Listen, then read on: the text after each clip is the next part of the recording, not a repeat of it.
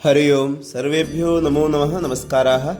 आप सभी का पुनः आपके इस चैनल गणित एवं फलित ज्योतिष में हार्दिक स्वागत है। हम लोग इस चैनल के माध्यम से प्रारंभ से ज्योतिष का अध्ययन कर रहे हैं और ये हमारी सारी कक्षाएं निःशुल्क हैं, इनमें कोई शुल्क आपसे नहीं लिया जाएगा। इसमें हम लोग ग्रंथों का चयन करके उनका अध्ययन कर रहे हैं। तो हम लोग इस चैनल के माध्यम से बृहद अवकहड़ा चक्र इस पुस्तक का अध्ययन हमने प्रारंभ किया था। तो आज एक विचार आया कि आप लोग को इस पुस्तक का परिचय कराएं, क्योंकि जब तक आपको विषय से परिचित नहीं होंगे आपकी प्रवृत्ति नहीं होगी। अनुबंध चतुष्टय कहा गया है। जब हम किसी ग्रंथ का अध्ययन करते हैं तो उसमें अनुबंध चतुष्टय होता है, विषय प्रयोजन अधिकारी संबंध।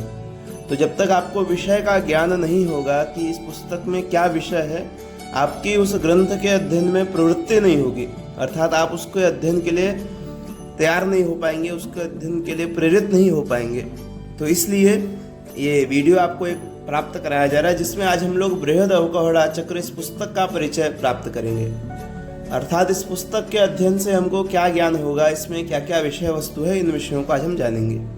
तो इस पुस्तक में प्रकरण शब्द से आप अध्याय समझ सकते हैं। तो 12 अध्याय हैं इस पुस्तक में, 12 प्रकरण कह सकते हैं। तो पहला प्रकरण है वारादि प्रकरण, दूसरा नक्षत्र प्रकरण, तीसरा राशि प्रकरण, चतुर्थ मुहूर्त प्रकरण, पंचम विवाह प्रकरण, षष्ठ यात्रा प्रकरण, सप्तम वधु प्रवेश, सातवां है द्विरागमन, आठवां प्रकरण है द्व्यंग प्रकरण। द्व्यंग अर्थात तिरागमन, विवाह के बाद वधु प्रवेश होता है तो उसके बाद द्विरागमन का मुहूर्त देखते हैं, फिर तिरागमन का, फिर मिश्र प्रकरण, फिर कृषि प्रकरण और गृह प्रकरण। तो इस तरह से इसमें ये 12 प्रकरण हैं, 12 अध्याय हैं, जिनका हम लोग अध्ययन पूरा करेंगे। तो सर्वप्रथम प्रकरण है वारादि प्रकरण। वारादि प्रकरण में हम लोग क्या क्या जानेंगे, तो कितने वार होते हैं, कौन से वार शुभ वार हैं, कौन से वार अशुभ वार हैं, और आवश्यक होने पे हम किस वार पे यात्रा कर सकते हैं जिनको दिक्सूल में निषिद्ध किया गया है। साथ ही किस वार में तेल लगाने से शुभता होती है, शुभ फल प्राप्त होता है, किस वार में तेल नहीं लगाना चाहिए, आवश्यक होने पे हम क्या करें, इन विषयों को भी हम जानेंगे। साथ ही जो वैदिक और लौकिक महीनों के नाम बताए गए हैं, मधु माधव और चैत्र वैशाख आदि, इनको भी हम जानेंगे, इनके विषय में भी चर्चा करेंगे।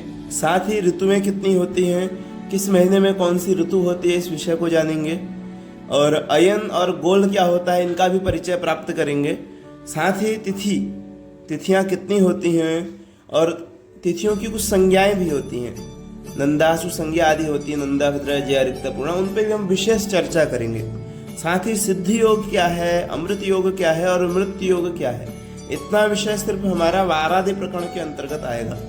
दूसरा प्रकरण हमारा नक्षत्र प्रकरण रहेगा, जिसमें हम लोग नक्षत्र कौन से हैं, कितने हैं, उनके नाम क्या हैं, नक्षत्रों के कौन देवता हैं, और सतपथ चक्र क्या है, इसको भी जानेंगे। सतपथ चक्र में हम लोग किसी का जन्म होता है तो नाम का निर्धारण करते हैं, इसी सतपथ चक्र के आधार पर इसको भी जानेंगे।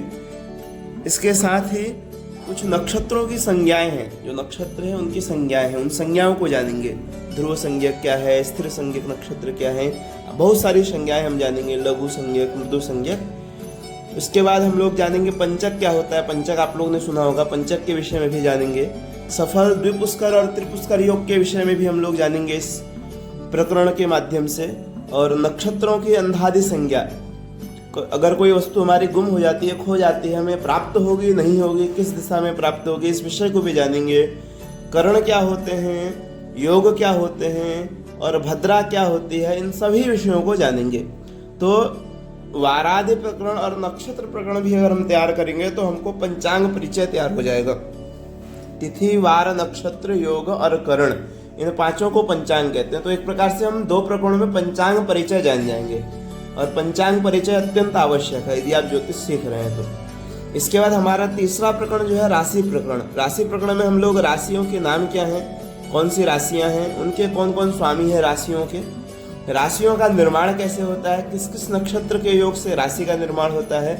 जब हम यात्रा में चंद्रमा को देखते हैं तो चंद्रमा किस दिशा में यात्रा करनी चाहिए और चंद्रमा का क्या फल है यात्रा के लिए, और दैनिक दिन जीवन में चंद्रमा का कैसा फल है, इस विषय को, और कौन सा ग्रह किस राशि में कितना गोचर करता है, अर्थात कितने दिन भोग करता है, कितने दिन रहता है, इस विषयों को हम लोग राशि प्रकरण के अंतर्गत जानेंगे।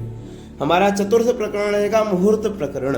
मुहूर्त प्रकरण में हम लोग विविध प्रकार के मुहूर्तों को जानेंगे, जैसे गर्भाधान संस्कार का मुहूर्त क्या है, उसके बाद सूतिका स्नान का मुहूर्त क्या है, नामकरण का मुहूर्त, निष्क्रमण संस्कार का मुहूर्त, भूम्योपवेशनम, प्रथम बार जब बालक को भूमि पर बैठाएंगे तो कौन से मुहूर्त में बैठाना चाहिए, और दंतोत्पत्ति, यदि जन्म के समय से दंतोत्पत्ति हो जाए तो उसका क्या फल है, इस विषय को भी जानेंगे।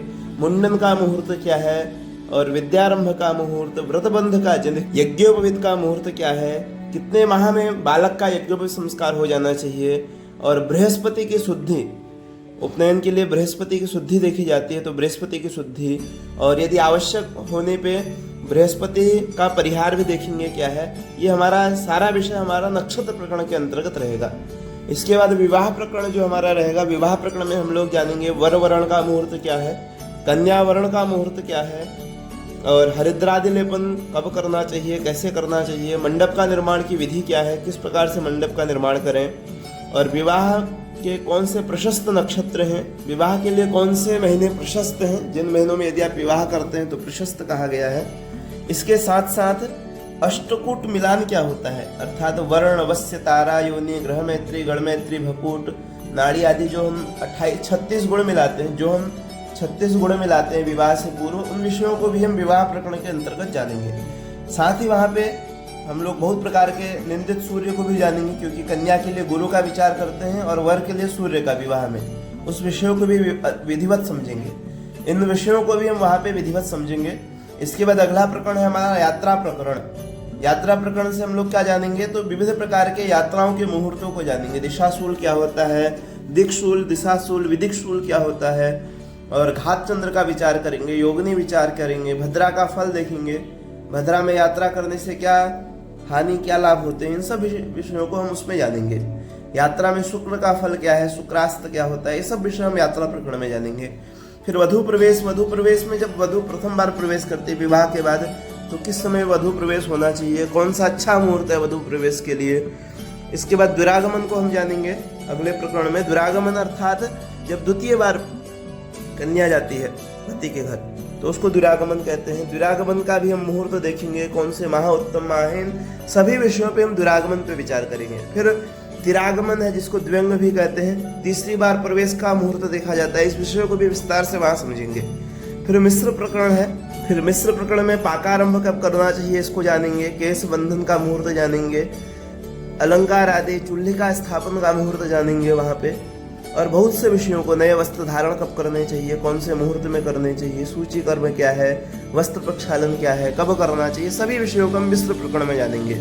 अगला प्रकरण हमारा जो रहेगा वह कृषि प्रकरण रहेगा। कृषि अर्थात खेती संबंधित, तो वहाँ पे कृषि प्रकरण में बीज वपन का मुहूर्त क्या है, कृषि किस समय बीज यदि बोता है तो अच्छा फल उसको प्राप्त होता है, इस विषय को जानेंगे।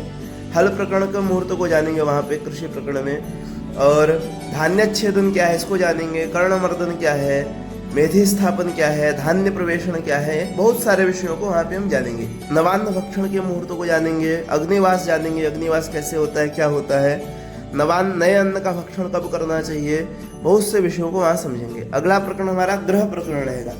ग्रह प्रकरण के अंतर्गत हम लोग ग्रह निर्माण का विधि क्या है, उसमें किस महीने में ग्रह निर्माण करना अच्छा कहा गया है, कौन से महीने ग्रह निर्माण के लिए प्रशस्त कहे गए हैं, कौन से नक्षत्र प्रशस्त कहे गए हैं, और ग्रह प्रवेश का कौन सा मुहूर्त अच्छा मुहूर्त कहा गया, इन सभी विषयों को वहाँ जानेंगे। उसके बाद दीक्षा ग्रहण का मुहूर्त क्या है, जलाशय आदि आरंभ करने का मुहूर्त क्या है, देव प्रतिष्ठा का मुहूर्त क्या होना चाहिए, बहुत से विषयों को हम वहाँ पे भी जानेंगे। इसी प्रकार से सर्वार्थ सिद्धि योग क्या होता है, जन्मपत्री लेखन की विधि क्या है, ये सभी विषय हमारे ग्रह प्रकरण के अंतर्गत आएंगे। हम लोग बृहदवकोहड़ा चक्र का जो अध्ययन कर रहे हैं, इस पुस्तक का PDF आपको इसी वीडियो के कमेंट बॉक्स में प्राप्त हो जाएगा। वहाँ पे जाकर के आप इस पुस्तक के PDF को डाउनलोड कर लें। यदि आप इस पुस्तक को मंगाना चाहते हैं तो आपके सामने स्क्रीन में एक नंबर दिख रहा है, ये एक पुस्तकालय का नंबर है। इस नंबर पे आप कॉल करेंगे तो वहाँ से वो आपको इस पुस्तक को आपके एड्रेस पे भेज देंगे। तो आप यदि पुस्तक मंगाना भी चाहते हैं तो इस नंबर पे संपर्क करके पुस्तक मंगा भी सकते हैं। सामान्य यह कह सकते हैं कि यदि हम बृहद अवकहड़ा चक्र का अध्ययन करते हैं तो हमको ज्योतिष से सामान्य परिचय हो जाएगा। तो आप सभी से निवेदन करूंगा मैं कि अभी इसी चैनल के माध्यम से ज्योतिष की कक्षाएं चल रही हैं और हम प्रयास ये कर रहे हैं कि जो नए हैं या जो पुराने हैं सभी को लाभ हो, इसलिए सिर्फ बहुत बड़ा वीडियो निर्माण नहीं किया जा रहा है। 2 से 3 मिनट का वीडियो बन रहा है और एक श्लोक और उसकी व्याख्या। तो इस तरह से हमारी ये लगभग 100 कक्षाएं होंगी और सब 2-2 मिनट की होंगी। मिला लीजिए 2 घंटे की कक्षा होगी। अगर आप एक दिन भी पूरी देखेंगे तो 2 घंटा बैठ जाएंगे तो पूरा ग्रंथ तैयार हो जाएगा। और नित्य यदि आप 2 मिनट पढ़ने के लिए, 2 मिनट समझने के लिए, ऐसी नित्य 5 से 10 मिनट भी अगर उस विषय को देते हैं तो आपको हम कह सकते हैं कि 1 से 2 महीने में यह पुस्तक तैयार हो जाएगा। तो ये सामान्य, इसको आप लोग तैयार करें और इसके बाद हम लोग धीरे धीरे अन्य ग्रंथों का अध्ययन करेंगे। फलादेश का अध्ययन, ज्योतिष के प्रमुख 3 स्कंध हैं, सिद्धांत, संहिता, होरा, और इस पे भी मैंने वीडियो बनाया है, एक बार आप उसको अवश्य देखें। और हम लोग फिर इसके बाद होरा पे विचार करेंगे। होरा को जातक शास्त्र कहते हैं। तो हम लोग का मुख्य विषय जातक शास्त्र रहेगा। फलादेश, कुंडली का फलादेश कैसे करते हैं, विश्लेषण कैसे करते हैं, तो इन विषयों को लेकर के हम धीरे धीरे क्रम से अध्ययन करेंगे। तो आपसे निवेदन रहेगा, यदि आप प्रथम बार इस चैनल में आए हैं तो आप इस चैनल को अवश्य सब्सक्राइब करें और इस वीडियो को अधिक से अधिक शेयर करें। हाँ, और जो बृहद अवकहड़ा चक्र की प्लेलिस्ट में का अर्थ है, प्लेलिस्ट माने जहाँ पे सारे वीडियो का संग्रह होगा। संग्रह माने अगर 20 वीडियो है तो 20 वीडियो आपको क्रम से एक स्थान पे मिल जाएंगे, वही प्लेलिस्ट है। तो प्लेलिस्ट का लिंक आपको इसी वीडियो के कमेंट बॉक्स से नीचे जहाँ पे लिखा हुआ कमेंट करें, वहीं पे आपको वीडियो का लिंक, प्लेलिस्ट का लिंक मिल जाएगा। आप वहाँ प्लेलिस्ट पे क्लिक करके डायरेक्ट प्लेलिस्ट पे पहुँच जाएंगे। वहाँ पे प्लेलिस्ट को सेव करने का ऑप्शन आएगा, सेव करिएगा और नित्य एक वीडियो या जब भी आपको समय हो वीडियो देखिए। और कोई भी समस्या होती है तो आपको स्क्रीन में नंबर दिख रहा है 8765421583। यदि आपको वीडियो भी नहीं प्राप्त हो पाती है तो इसी नंबर पे आप हरिओम मैसेज करके अपनी बात रखेंगे तो आपको वीडियो भी प्राप्त कराया जाएगा। अस्तु, सर्वेभ्यो नमो नमः, नमस्काराः। वीडियो को अधिक से अधिक शेयर करें। धन्यवाद।